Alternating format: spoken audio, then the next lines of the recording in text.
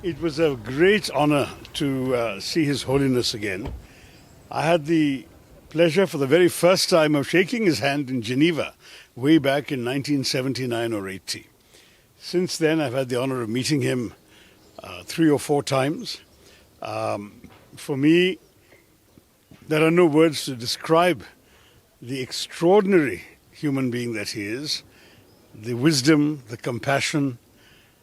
He spoke to us today of the importance of religious harmony, of his respect for India, where he has been living for more than 50 years, his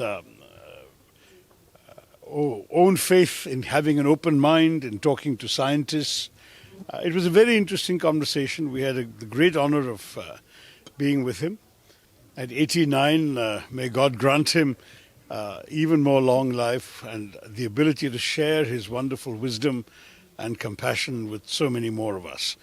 But I feel honored. The scarf is from him, blessed by him. I'm deeply touched, and I cannot say that that there is any experience quite like the experience of meeting His Holiness, because you feel that holiness in him that comes to you and that bathes you in light.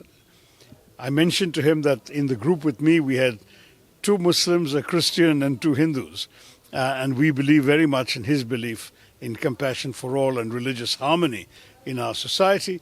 And of course, I am very honored that he blessed us and blessed us all.